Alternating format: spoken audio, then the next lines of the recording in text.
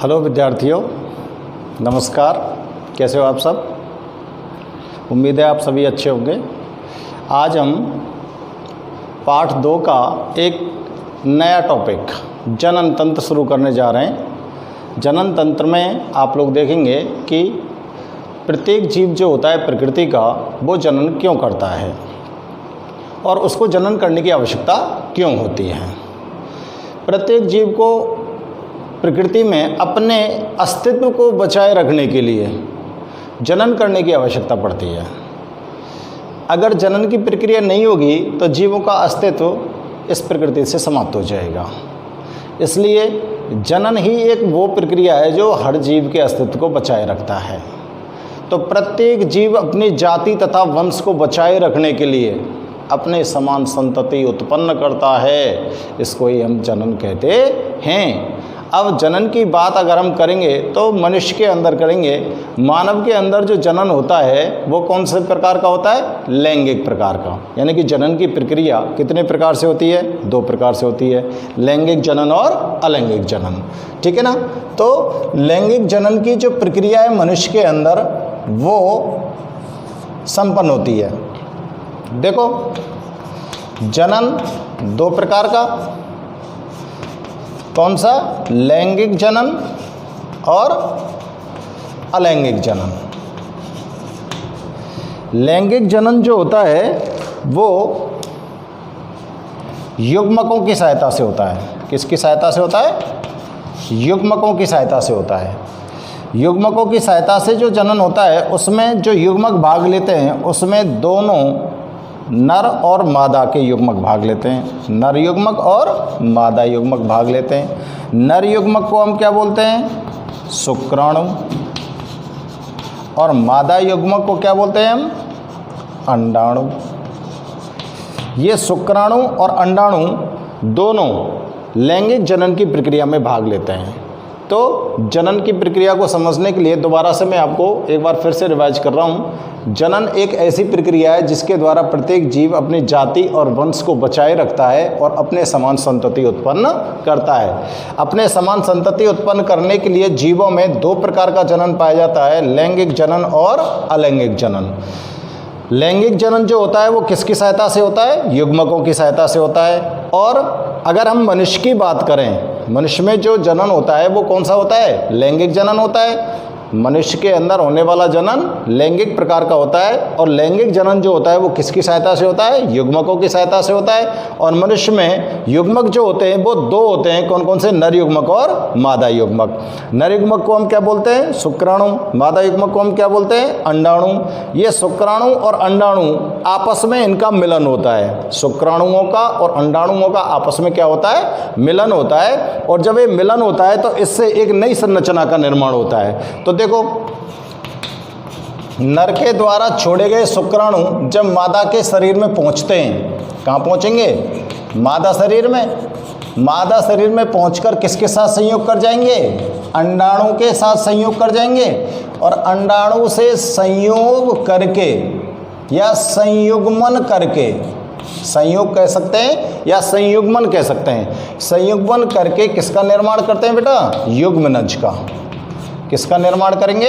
युग्मनज का निर्माण करते हैं। अब जो ये युग्मनज होता है, इस युग्मनज में कोशिकाओं का विभाजन होता है। विभाजन के परिणाम स्वरूप युग्मनज में विदलन की प्रक्रिया होती है तो कोरक का निर्माण हो जाता है। और कोरक जो होता है, कोरक का निर्माण हो जाता है। और कोरक जो होता है वो मादा के गर्भाशय में जाकर, मादा के गर्भाशय में जाकर स्थापित हो जाता है। मादा के गर्भाशय में जब स्थापित हो जाता है तो धीरे धीरे इसका विकास होता है। ये जो कोरक होता है मादा के गर्भाशय में स्थापित हो गया तो फिर इसका विकास होगा। और विकास होकर इससे क्या बनता है? भ्रूण का परिवर्धन होता है। क्या होता है? भ्रूण का परिवर्धन होता है। ये भ्रूण कहाँ परिवर्तित हो रहा है? मादा के गर्भाशय के अंदर भ्रूण का परिवर्तन हो गया। भ्रूण का परिवर्तन के पश्चात शिशु का विकास होता है।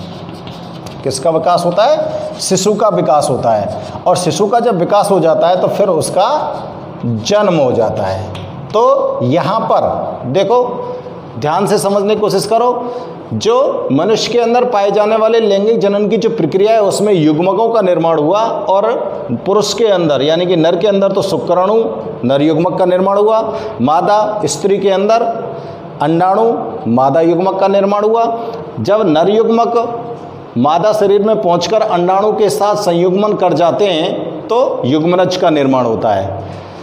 मादा जो युग्मक है वो क्या है, अंडाणु, और नर युग्मक है वो क्या है, शुक्राणु। जब शुक्राणु और अंडाणु आपस में दोनों का मिलन होता है तो उसको बोलते हैं हम संयुग्मन।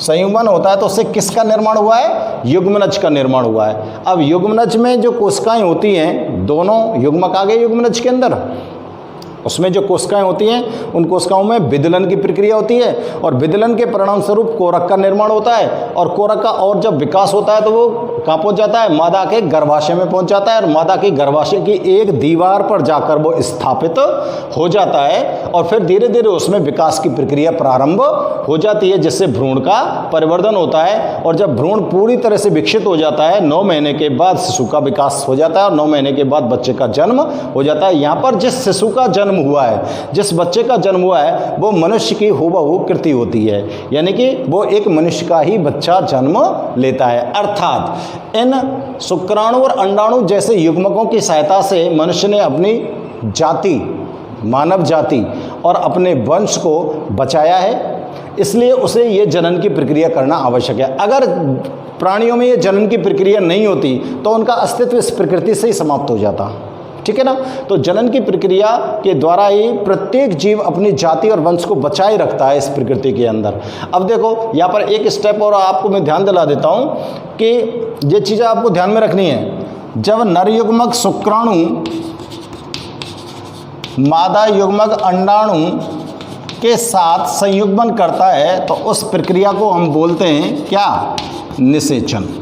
उस प्रक्रिया को क्या बोलते हैं बेटा, निषेचन बोलते हैं हम, ठीक है ना। और निषेचन के बाद निर्माण होता है किसका, युग्मनज का। ये जो युग्मनज का निर्माण हुआ है, यहाँ पर मैंने जो संयुग्मन लिखा है, इस संयुग्मन को मैं यहाँ पर लिख सकता हूँ निषेचन। संयुग्मन के लिए दूसरा शब्द क्या उपयोग में ले सकता हूँ मैं, निषेचन। जब इसके अंदर निषेचन हो जाता है तो युग्मनज का निर्माण होता है, और युग्मनज से भ्रूण का परिवर्धन होता है, जिससे शिशु का विकास होता है। ये मनुष्य के अंदर जनन की प्रक्रिया होती है। अब देखिए हम यहाँ पर ये जानने की कोशिश करेंगे लैंगिक जनन के बारे में। तो लैंगिक जनन के बारे में आपने जानने के प्रयास किया है, तो लैंगिक जनन के बारे में हम यहाँ पर जानकारी, और अलैंगिक जनन क्या होता है, लैंगिक जनन और अलैंगिक जनन, इन दोनों के बारे में थोड़ा थोड़ा सा मैं यहाँ पर आपको बता देता हूँ। तो देखो लैंगिक जनन के अंदर तो नर और मादा दो प्राणी भाग लेते हैं। जनन की ये जो प्रक्रिया है इसमें नर और मादा दो प्राणी भाग लेते हैं, ठीक है ना। दो प्राणियों ने भाग लिया, जिसमें नर के पास अपना युग्मक है, मादा के पास अपना युग्मक है, और दोनों प्राणियों ने जब ये प्रक्रिया की जनन की तो उसको बोला हमने क्या, लैंगिक जनन। लेकिन अलैंगिक जनन के अंदर एक ही प्राणी भाग लेता है। अलैंगिक जनन के अंदर एक ही प्राणी भाग लेता है, और उस एक ही प्राणी से जनन की प्रक्रिया पूर्ण होती है। और इस प्रकार का जो जनन है वो निम्न प्रकार के जो जीवित प्राणी हैं, जीवित प्राणी यानी कि सूक्ष्म जीवों के अंदर ये अलैंगिक जनन होता है। जैसे अमीबा के अंदर, पैरामीशियम,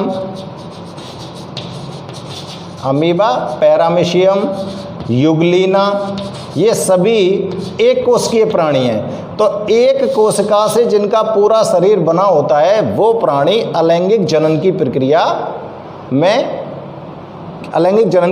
के द्वारा अपना जनन करते हैं। लेकिन जिन प्राणियों का शरीर बहुत अधिक कोशिकाओं का यानी कि 2 या 2 से अधिक प्रकार की कोशिकाओं से मिलकर बना होता है, वो प्राणी लैंगिक जनन की प्रक्रिया अपनाते हैं, ठीक है ना। तो लैंगिक और अलैंगिक जनन के बारे में आपने ध्यान से देख लिया, जनन की चीज़ को हम समझ गए।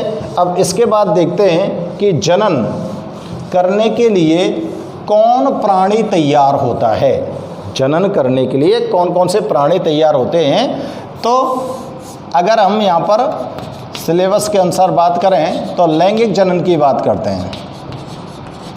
अब इस लैंगिक जनन की प्रक्रिया में हमको क्या चाहिए, युग्मक चाहिए। क्या चाहिए, युग्मक चाहिए। अब युग्मक जो तैयार होंगे, युग्मक जो तैयार होंगे वो किन के अंदर तैयार हो सकते हैं। युग्मक तैयार होने के लिए नर या मादा, नर व मादा दोनों को क्या होना जरूरी है, वयस्क होना जरूरी है। क्या होना जरूरी होता है, वयस्क होना आवश्यक होता है। अब ये वयस्क अवस्था में जब आ जाते हैं तो ही ये युग्मकों का निर्माण कर सकते हैं। तो देखो लैंगिक जनन के लिए जो उत्तर, तो मैं आपको बता रहा था कि लैंगिक जनन की प्रक्रिया किसके द्वारा संपन्न होती है, युग्मकों के द्वारा।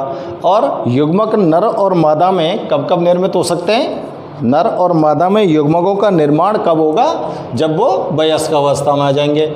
अब नर और मादा में जो वयस्क अवस्था में आने का जो समय होता है उसको क्या बोलते हैं हम, यौवनारंभ बोलते हैं। क्या बोलते हैं बेटा, यौवनारंभ बोलते हैं। ये यौवनारंभ की जो प्रक्रिया होती है ये लड़कियों में तो कब स्टार्ट हो जाती है, 12 से 14 वर्ष की उम्र में, और लड़कों के अंदर ये स्टार्ट हो जाती है 13 से 15 वर्ष की उम्र में।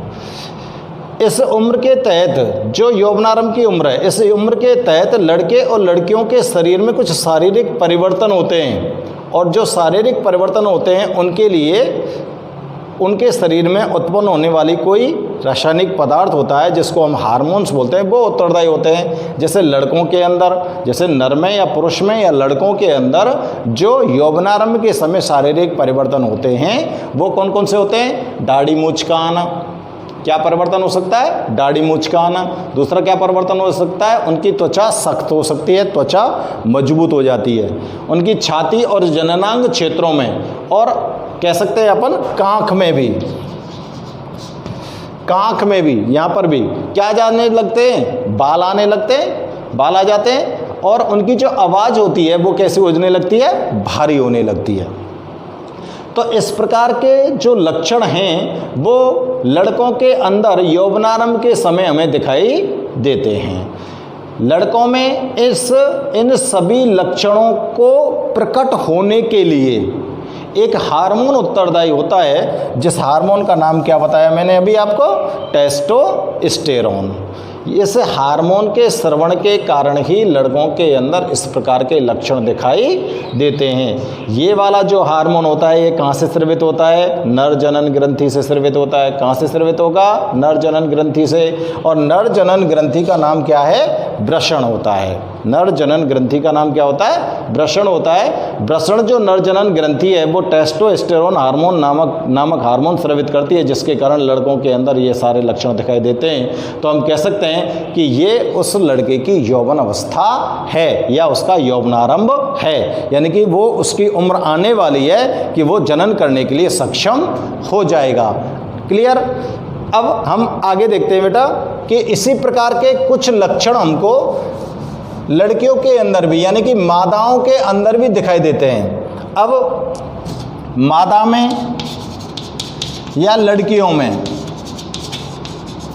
कौन कौन से लक्षण दिखाई दे सकते हैं हमको, जैसे स्तनों के आकार में वृद्धि होना, स्तनों का जो आकार होता है उसमें वृद्धि हो जाती है। दूसरा, त्वचा का तेलीय होना, तेलीय व मुलायम, लड़कियों की त्वचा मुलायम होती है और तेलीय होना। तीसरा क्या लक्षण होता है, वही जननांग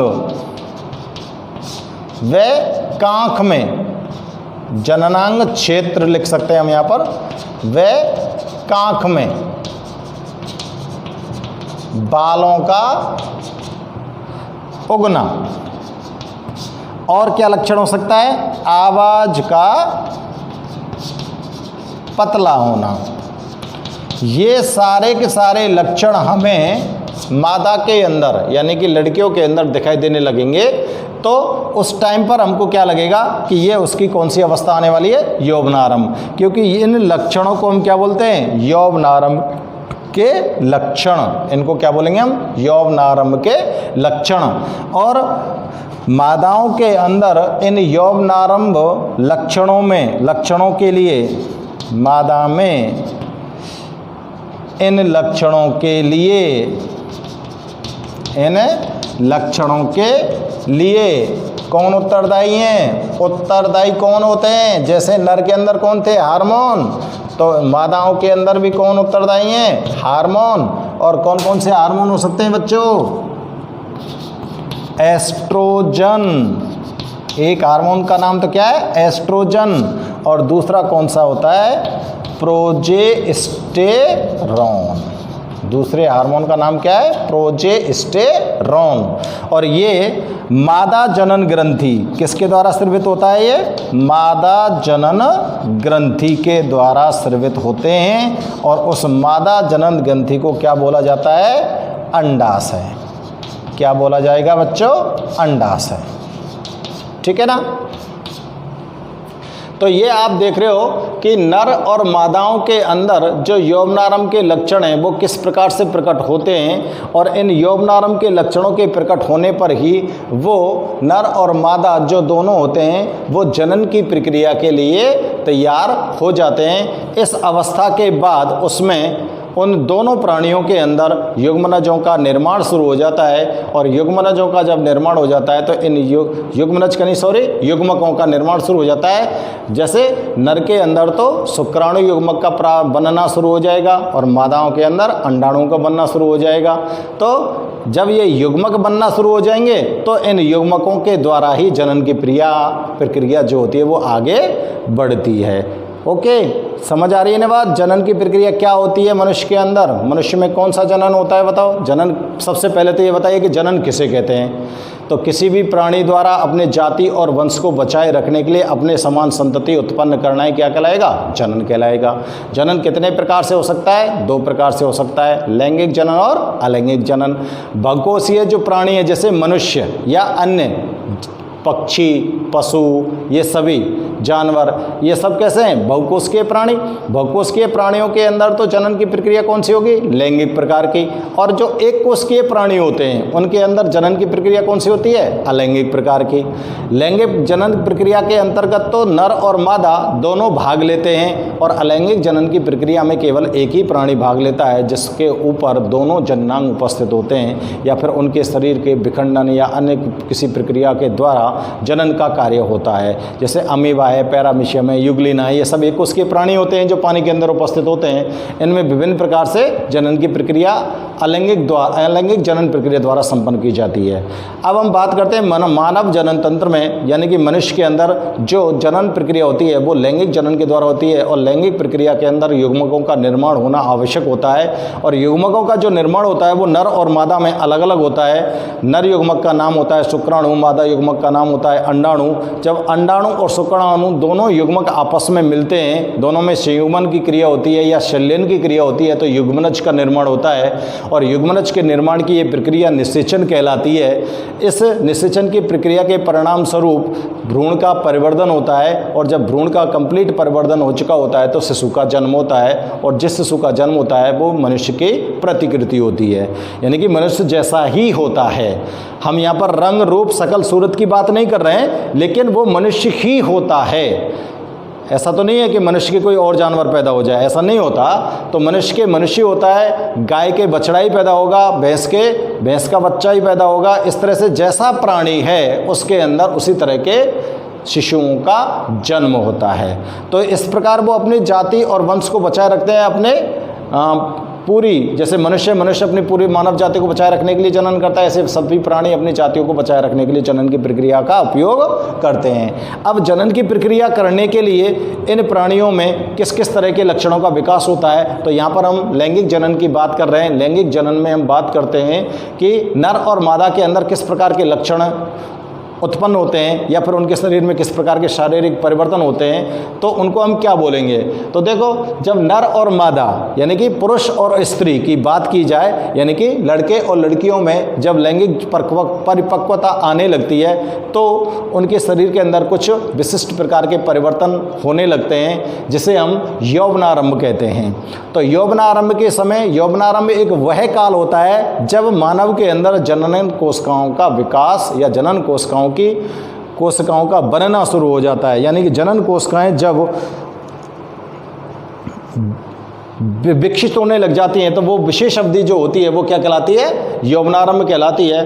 और यौवनारंभ के समय लड़के और लड़कियों में अलग अलग प्रकार के लक्षण दृष्टिगोचर होते हैं, दिखाई देने लगते हैं। तो यहाँ पर मैंने आपको लिखे थे कि लड़कों के अंदर यानी कि पुरुष के अंदर कौन कौन से लक्षण दिखाई देते हैं। दाढ़ी मूंछ का आना, त्वचा का सख्त होना, छाती और जननांग क्षेत्र और कांख में बालों का उगना, आवाज़ का भारी होना, इन सभी लक्षण जो हैं ये यौवनारंभ के लक्षण हैं। और इन लक्षणों के लिए उत्तरदायी होता है नर में एक हार्मोन जिसका नाम होता है टेस्टोस्टेरोन। और ये हार्मोन जो होता है ये नर जनन ग्रंथि वृषण के द्वारा स्रावित किया जाता है। ठीक इसी प्रकार से लड़कियों के अंदर भी कुछ जननांगिक लक्षण दिखाई देने लगते हैं। और ये जननांगिक लक्षण कौन से होते हैं, जैसे स्तनों के आकार में वृद्धि होना, त्वचा का तेलीय व मुलायम होना, जननांग क्षेत्र व कांख में बालों का उगना और आवाज़ का पतला होना। ये सभी जो लक्षण होते हैं ये उत्तरदायी होते हैं किसके लिए, यौवनारंभ के लिए। अब यौवनारंभ के ये जो लक्षण हैं, इन सभी लक्षणों के लिए मादाओं में दो हार्मोन उत्तरदायी होते हैं। वो कौन कौन से हैं, एस्ट्रोजन और प्रोजेस्टेरोन। और ये दोनों हार्मोन मादा जनन ग्रंथि द्वारा स्रावित किए जाते हैं। तो यहाँ पर आपने देखा है जनन के बारे में एक लुकआउट मैंने आपको यहाँ पर बताया है कि जनन किस प्रकार से होता है और जनन की प्रक्रिया में कौन कौन सी चीज़ें भाग लेती हैं। और जनन की प्रक्रिया जब होती है तो उसमें क्या क्या शारीरिक परिवर्तन हमको दिखाई देते हैं। तो अब हम इनको नोट करना स्टार्ट करते हैं, ठीक है ना। तो जनन के बारे में आप लोगों को ये सामान्य जानकारी यहाँ पर प्रदान की गई है। तो सबसे पहले आप लिखना शुरू करेंगे जनन की परिभाषा। सबसे पहले किसकी परिभाषा लिखेंगे, जनन की।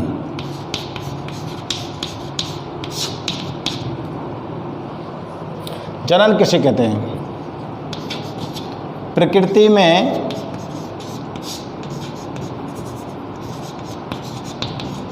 पाया जाने वाला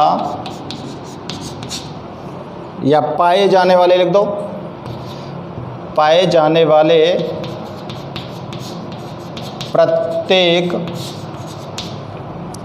सजीव द्वारा अपनी जाति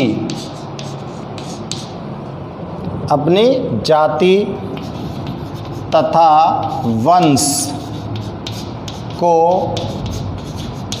बचाए रखने के लिए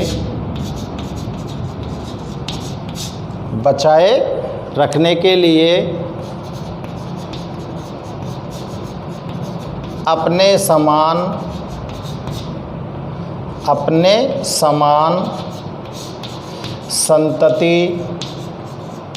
संतति का मतलब होता है संतान। यहाँ पे कोष्टक में मैं लिख देता हूँ संतान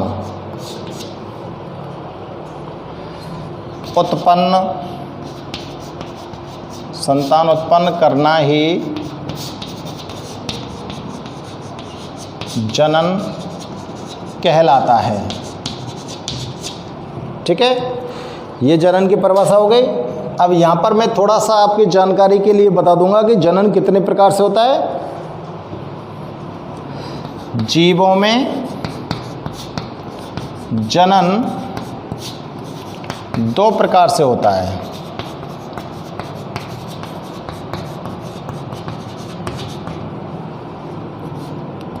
अलैंगिक जनन,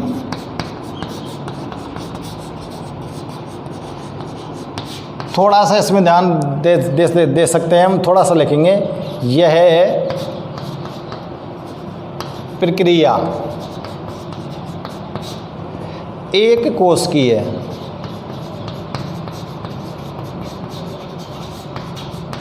यह प्रक्रिया एक कोश की है। प्राणियों में या सजीवों में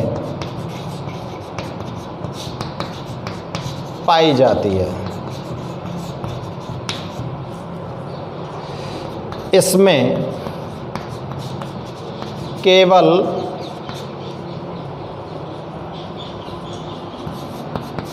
एक ही प्राणी या सजीव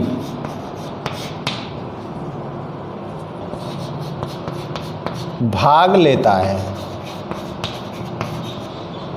इसका मतलब दोनों ही नर और मादा जो जननांग वो एक ही प्राणी में उपस्थित होंगे, अर्थात नर व मादा जननांग एक ही जीव में होते हैं। नर और मादा जो दोनों जननांग वे एक ही जीव में होंगे। या को उदाहरण लिख सकें हम, अमीबा, पैरामीशियम, युगलीना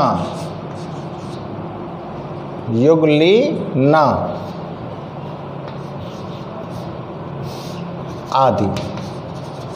यह आपकी सामान्य जानकारी के लिए मैंने लिखा है। और दूसरा प्रकार का जो जनन है वो कौन सा है? लैंगिक जनन। लैंगिक जनन किसे कहेंगे? वह प्रक्रिया जिसमें दो अलग अलग जीव, जिनको क्या बोल सकते हैं आप? नर और मादा, भाग लेते हैं। नर और मादा भाग लेते हैं, ठीक है ना। और युग्मकों का निर्माण होता है। युग्मकों का क्या होगा? इसके अंदर निर्माण होता है। जैसे बहुकोषीय प्राणी, ये तो सब एक कोशिकीय प्राणी है के। अब बहुकोषीय प्राणी में कौन से आएंगे? जैसे आप लोग खुद आते हो, मनुष्य, ठीक है ना। इसके अंदर कौन से प्राणी हैं? एक कोशिकीय प्राणी। मैं नोट कर रहा हूं यहां पर, हमको ध्यान रखने चाहिए एक कोशिकीय प्राणी। तो ये लैंगिक और अलैंगिक जनन के बारे में मैं आपको थोड़ी सी जानकारी आपको दे दी, ठीक है ना, जिससे हमको ध्यान रहे कि लैंगिक जनन क्या होता है और अलैंगिक जनन क्या होता है। अब देखो, मनुष्य के अंदर जनन पढ़ना है हमको, तो हमको कौन सा वाला जनन पढ़ना है? लैंगिक जनन, ठीक है ना। लैंगिक जनन किसके अंदर पाया जाएगा? मनुष्य के अंदर। अब मनुष्य में जो ये लैंगिक जनन होता है, जो कैसी होती है? यह एक, मैं एक लाइन और बढ़ा रहा हूं हम, यह एक द्वैलिंगी जनन प्रक्रिया है।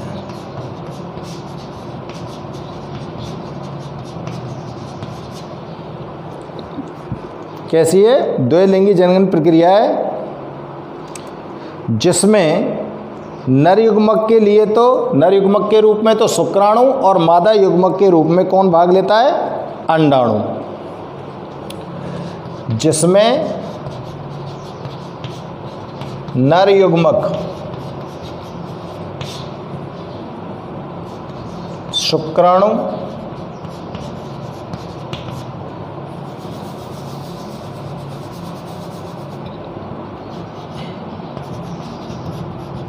जिसमें नर द्वारा शुक्राणु तथा मादा के द्वारा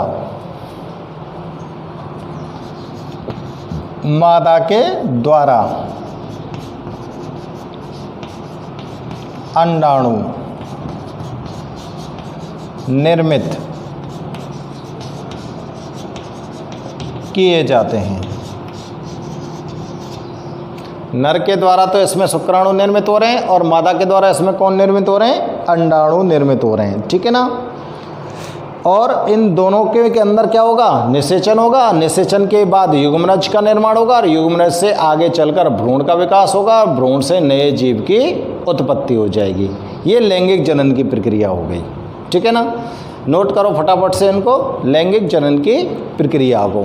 इसके बाद हम आगे देखते हैं, यौवनारंभ के बारे में बात करेंगे। ठीक है,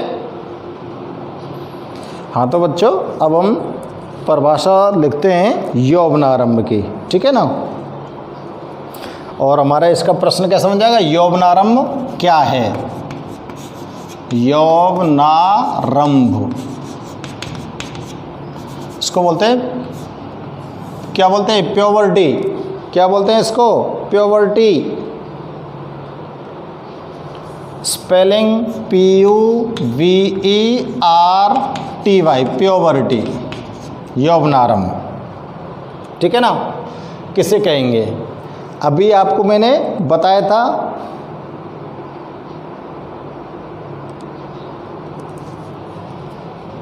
देखो लिखो, लैंगिक जनन के लिए उत्तरदायी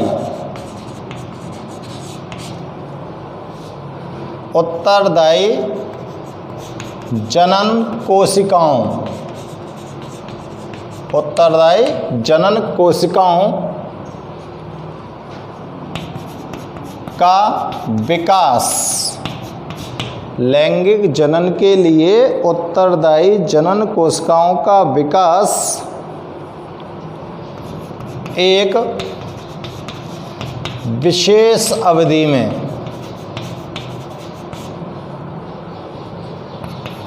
एक विशेष अवधि में होता है, जिसे यौवनारंभ कहते हैं। जिसे क्या कहते हैं, यौवनारंभ कहते हैं। ये जो अवधि होती है, इस अवधि में लैंगिक जो विकास होता है वो दिखाई देने लगता है और जनन परिपक्वता आ जाती है। इस अवधि में लैंगिक विकास, शरीर के अंदर होता है ना लैंगिक विकास, लैंगिक विकास दिखाई देता है, दिखाई देने लगता है और नर व मादाओं में,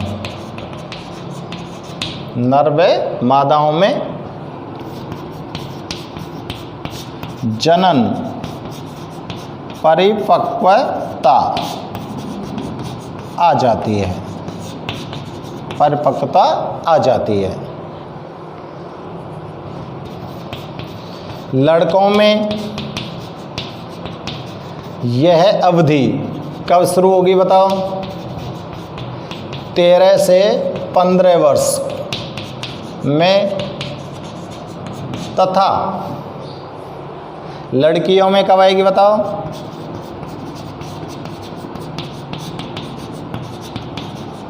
यह 12 से 14 वर्ष की उम्र में आती है। इस दौरान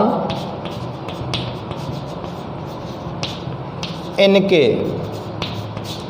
शरीर में निम्न लैंगिक लक्षण दिखते हैं या दिखाई देते हैं। अब देखो कौन कौन से लक्षण दिखाई देते हैं।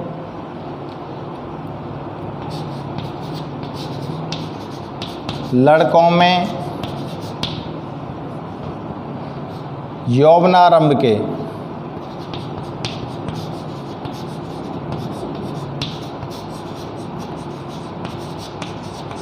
के लक्षण। इनको हम एक नाम और देते हैं, द्वितीयक गौण लैंगिक लक्षण। दूसरा नाम और होता है इनका द्वितीयक गौण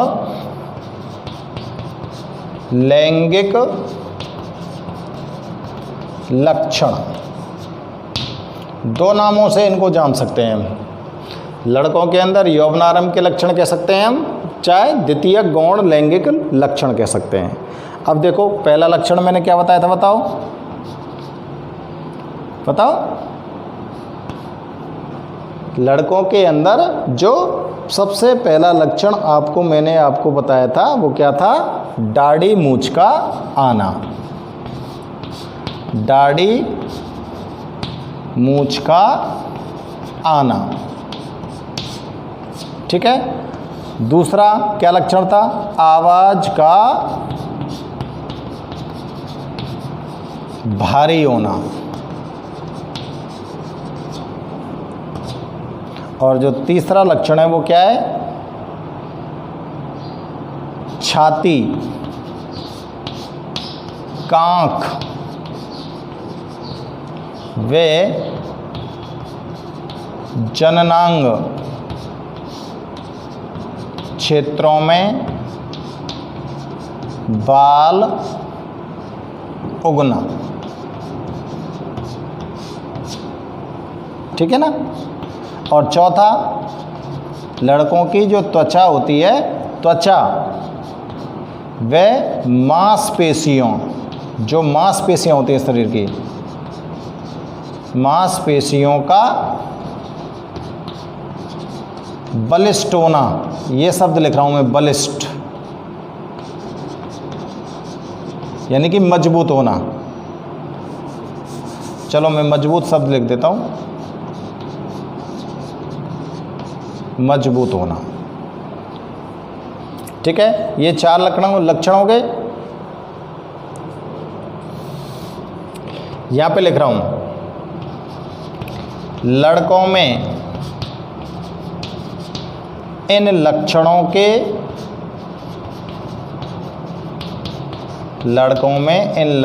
के लिए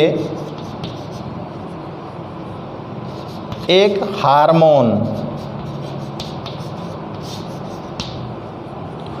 उत्तरदायी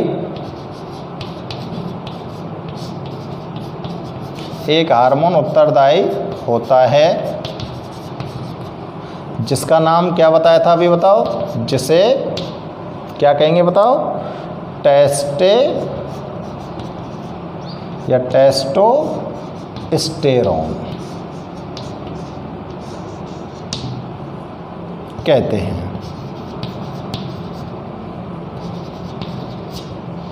किसके द्वारा स्रावित हुआ था, वृषण के द्वारा, नर जनन ग्रंथि के द्वारा, ठीक है ना।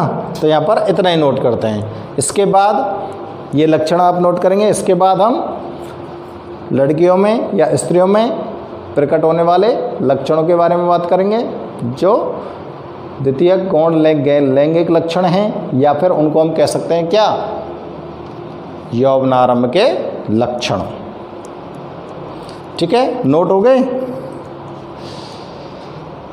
आप वीडियो को पॉज करके इनको नोट कर सकते हो। तो अब मैं दूसरे लक्षण लिखना स्टार्ट करता हूँ। लड़कियों के अंदर किस किस प्रकार के लक्षण प्रकट होते हैं आपको पता ही है, अभी मैंने आपको बताया भी था।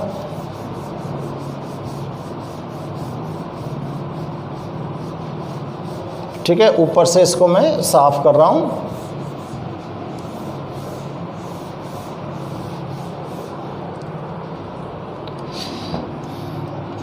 दूसरी हेडिंग डालेंगे लड़कियों में यौवनारंभ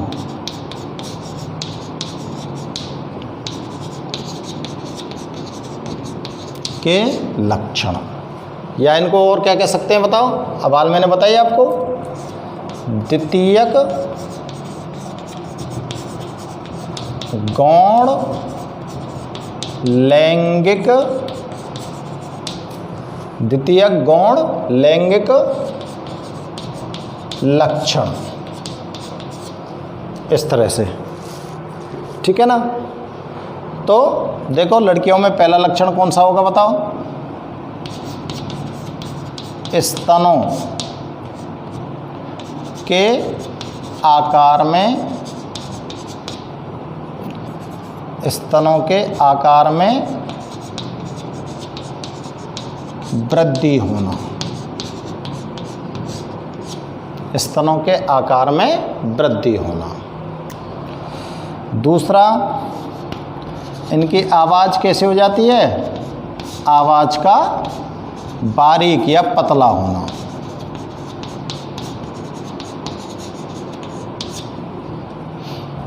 देखो इस अवस्था में लड़कों के मुंह पर कील मुहासे जो निकलते हैं ना, वो यौवनारंभ के लक्षण होते हैं। आपके मुंह के ऊपर, लड़कों के मुंह के ऊपर कुछ फुंसियाँ हो जाती हैं, त्वचा तेलीय हो जाती है, जिससे कुछ फुंसियाँ दिखाई देने लगती हैं लड़कों में। वो सब यौवनारंभ के लक्षण हैं, जो एक निश्चित समय के बाद ऑटोमेटिकली अपने आप ठीक हो जाती हैं। उसमें हमें चिंता करने की कोई बात नहीं होती है। बहुत बार हम विभिन्न प्रकार की चीज़ों को लगाकर उनको ठीक करने की कोशिश करते हैं, जिससे अपनी स्किन खराब हो सकती है। तो जो मुंह पर फुंसियाँ निकलती हैं वो यौवनारंभ का ही लक्षण होती हैं, जो एक निश्चित अवधि के बाद स्वतः ही समाप्त हो जाती हैं, ठीक है ना। तीसरा, त्वचा का नर्म व मुलायम होना।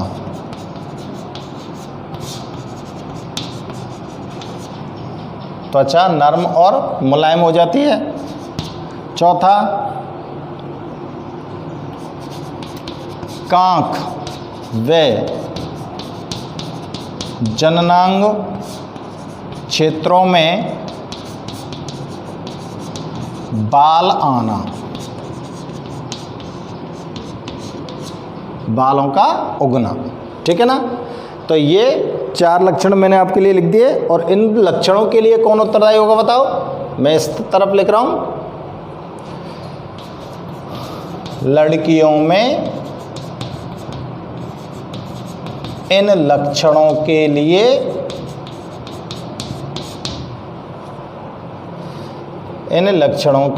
लिए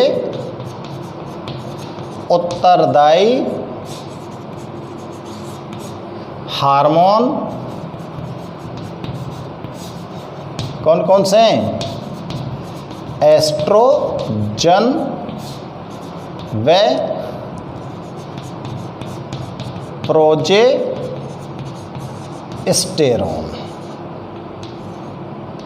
एस्ट्रोजन व प्रोजेस्टेरोन, ठीक है ना। इन दोनों हार्मोनों को मादा जनन हार्मोन भी कहते हैं और इस हार्मोन को नर जनन हार्मोन भी कहते हैं, ठीक है ना। और ये दोनों जो हार्मोन हैं लड़कियों के अंदर यानी कि मादाओं के अंदर किसके द्वारा स्रावित किए जाएंगे? अंडाशय ग्रंथि के द्वारा स्रावित किए जाएंगे। और ये नर जनन ग्रंथि वृषण के द्वारा स्रावित किए जाते हैं, ठीक है। तो ये हो गया बेटा आपके लिए यौवनारंभ के बारे में। यौवनारंभ के बारे में आपको जानकारी दी गई है यहाँ पर, जिसमें आपको बताया गया है कि यौवनारंभ के समय क्या क्या परिवर्तन शरीर के अंदर होते हैं।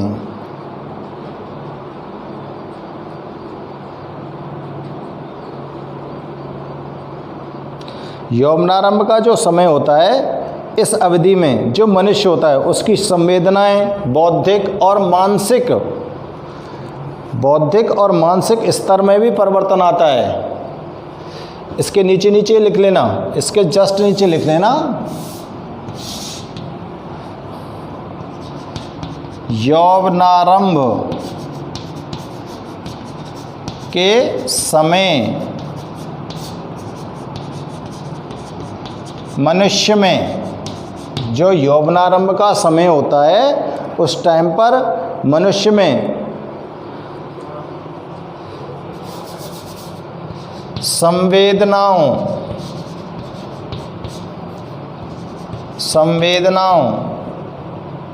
वे उसके मानसिक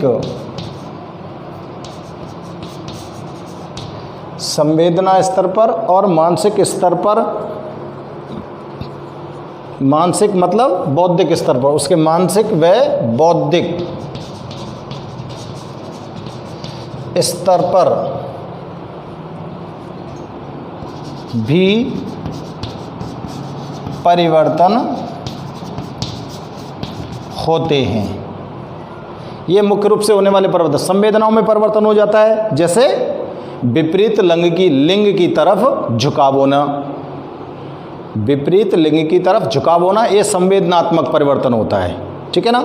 मानसिक स्तर में परिवर्तन होना, जैसे मानसिक रूप से हम मैच्योर्ड हो जाते हैं, हमको अपने अच्छे बुरे का ज्ञान हो जाता है, ठीक है ना। बौद्धिक स्तर पर हमारा विकास हो जाता है, हमको सारी चीज़ें पता चल जाती हैं कि किस कृत्य का क्या परिणाम हो सकता है, किस घटना का क्या परिणाम हो सकता है, इन सारी चीज़ों के बारे में हमें ज्ञान हो जाता है। तो ये हमारी यौवनारंभ की जो अवस्था होती है, ये मनुष्य की एक परिपक्व काल की एक वृद्धि अवस्था है, परिपक्व काल की एक वृद्धि अवस्था है, जिसके तहत व्यक्ति के शारीरिक रूप से, मानसिक रूप से, बौद्धिक रूप से, संवेदनात्मक रूप से बहुत सारे परिवर्तन उनके शरीर में होने लगते हैं। और ये एक वो समय होता है जब इस समय पर जो युवा अवस्था में जो नर और मादा होते हैं, यानी कि लड़के और जो लड़कियां होते हैं, उनको संभालना अति आवश्यक होता है, उनका संभलना बहुत ही आवश्यक होता है, क्योंकि इस समय उनकी संवेदनाएं परिवर्तित होती हैं। हमको इस समय ऐसा महसूस होता है कि जैसे आपको अगर कोई रोकता होगा, जैसे हम कोई काम कर रहे हैं और आपके घर वालों ने रोका तो आप उसका विरोध करते, तो कई बार हम ऐसा सोचते हैं कि ये मेरे से इतना क्यों बोलते हैं, हर समय मुझे ही क्यों टोकते हैं। तो ये उस समय की संवेदनात्मक परिवर्तन है बेटा। तो इस समय की जो संवेदनात्मक परिवर्तन है, इन पर हमें नियंत्रण कर रखने की कोशिश करनी चाहिए। अपने शरीर में होने वाले जो ये विभिन्न प्रकार के परिवर्तन होते हैं, ये 6 या 1 साल के भीतर आपके शरीर में एक साथ प्रकट होते हैं। तो इन सभी चीज़ों पर हमें अपना नियंत्रण रखना बहुत ही आवश्यक होता है। और ये संवेदना मानसिक बौद्धिक स्तर पर परिवर्तन हो गए, और जनन परिपक्वता भी इस समय आपके अंदर आ जाती है, तथा जनन परिपक्वता भी आ जाती है, जनन परिपक्वता भी आ जाती है। इस समय आपके शरीर का जो शरीर होता है वो जनन क्रिया के लिए एकदम मैच्योर्ड हो चुका होता है, ठीक है ना। तो ये यौवनारंभ के बारे में आपके शरीर के अंदर होने वाले विभिन्न प्रकार के जो परिवर्तन होते हैं, उनकी जानकारी आपको यहाँ पर दी गई है। और यहाँ पर इसका जो प्रश्न बनेगा वो क्या होता है कि यौवनारंभ किसे कहते हैं। यौवनारंभ के समय लड़के तथा लड़कियों के शरीर में होने वाले विभिन्न परिवर्तन कौन कौन से होते हैं, लिखो। इस तरह का क्वेश्चन आपके सामने ये हो सकता है। तो यौवनारंभ की परिभाषा आपको बतानी है, यौवनारंभ का समय आपको बताना है, और यौवनारंभ के समय लड़के और लड़कियों में किस प्रकार के परिवर्तन होते हैं शारीरिक रूप से, वो आपको बताना है। और यहाँ पर ये चीज़ भी ये बतानी है हमको कि यौवनारंभ का समय ऐसा होता है कि जिसमें मनुष्य में संवेदनात्मक रूप से, मानसिक रूप से और बौद्धिक रूप से बहुत सारे परिवर्तन उनके शरीर में होते हैं, और साथ में जनन परिपक्वता भी आ जाती है। तो इस तरह से हम यौवनारंभ के इस प्रश्न का जवाब दे सकते हैं, ठीक है ना। तो आप ध्यान से इन सारी चीज़ों को नोट करेंगे, और नोट करने के बाद हम यहाँ पर आगे बात करते हैं जनन प्रक्रिया की। तो देखो, इसमें एक चीज़ का ध्यान और रखना, हार्मोन्स का ध्यान हमको विशेष तौर से रखना है। नर हार्मोन कौन सा है, टेस्टोस्टेरोन। मादा हार्मोन कौन से हैं, एस्ट्रोजन और प्रोजेस्टेरोन। दोनों प्रकार के हार्मोन्स का हमको ध्यान में रखना है। इनको लिंग हार्मोन भी कह सकते हैं। क्या बोल सकते हो आप इनको, लिंग हार्मोन भी कहते हैं, ठीक है ना। अब ये जो लिंग हार्मोन होते हैं ये लिंग निर्धारण का कार्य करते हैं और लिंग निर्धारण के लिए उत्तरदायी होते हैं कौन? शुक्राणु। यहाँ पर थोड़ी सी जानकारी और आपके लिए बता देता है, जो शुक्राणु किसके द्वारा निर्मित किए गए हैं? नर के द्वारा, ठीक है ना। ये शुक्राणु ही लिंग निर्धारण का कार्य करते हैं, ठीक है ना। और इधर मादा के द्वारा स्रावित किए गए एस्ट्रोजन और प्रोजेस्टेरॉन हार्मोन जो होते हैं ये भी लिंग हार्मोन ही कहलाते हैं। ये भी कैसे हार्मोन कहलाएंगे? लिंग हार्मोन। ये भी लिंग निर्धारण का कार्य करते हैं, ठीक है ना। ये अगले चैप्टर में आपको बताया जाएगा कि लिंग निर्धारण, लिंग का मतलब होता है कि पैदा होने वाली जो संतान होती है वो पुरुष होगा या स्त्री होगी, वो लिंग निर्धारण होता है। तो ठीक है ना। शुक्राणु के अंदर कौन कौन से गुणसूत्र होते हैं, अंडाणु के अंदर कौन कौन से गुणसूत्र होते हैं, इसके आधार पर मनुष्य के अंदर लिंग निर्धारण की प्रक्रिया को संपन्न किया जाता है। तो यहाँ पर हमको ये लिंग हार्मोन के रूप में भी ध्यान में रखना है कि नर लिंग हार्मोन कौन सा है? टेस्टोस्टेरोन। मादा लिंग हार्मोन कौन से हैं? एस्ट्रोजन और प्रोजेस्टेरोन। क्लियर है? तो इस तरह से हमको इन सारी चीज़ों का ध्यान रखना है। और अब हम इसके आगे बात करेंगे कि मनुष्य के अंदर पाए जाने वाले जो विभिन्न प्रकार के जनन तंत्र हैं वो कौन कौन से हैं। नर जनन तंत्र अलग होता है और मादा जनन तंत्र अलग होता है। नर जनन तंत्र में नर जनन ग्रंथि मुख्य रूप से भाग लेती है और नर जनन ग्रंथि का नाम मैंने अभी आपको बताया था, क्या होता है? वृषण होता है, ठीक है ना। और वृषण से कौन सा हार्मोन निकलता है? टेस्टोस्टेरोन हार्मोन निकलता है। और मादा जनन ग्रंथि का नाम क्या होता है? अंडाशय होता है। और अंडाशय से कौन सा हार्मोन निकलता है? एस्ट्रोजन और प्रोजेस्टेरोन हार्मोन बाहर निकलते हैं और ये दोनों ही लिंग हार्मोन कहलाते हैं। ओके, आप नोट करिए इनको ठीक से। अगर किसी भी प्रकार की समस्या आपको इनमें होती है, किसी भी वीडियो में आपको अगर कोई समस्या आती है तो आप निश्चित रूप से कमेंट कर सकते हैं और आप बता सकते हैं कि हमें ये चीज़ समझ नहीं आ रही या इसके बारे में हमें दोबारा से समझाओ। तो नेक्स्ट वीडियो में आपको उन सारी चीज़ों के बारे में बता दिया जाएगा यदि कोई भी समस्या किसी भी बच्चे को आती है तो, ठीक है ना। तो आप वीडियोस को लाइक करो और लाइक करने के साथ साथ आप इनको सब्सक्राइब करो अपने चैनल को। और ये GIS परिवार के द्वारा की जाने वाला एक बहुत ही महत्वपूर्ण और सराहनीय कदम है जिसके द्वारा आपको घर बैठे पढ़ाया जा रहा है। ओके, धन्यवाद, टेक केयर।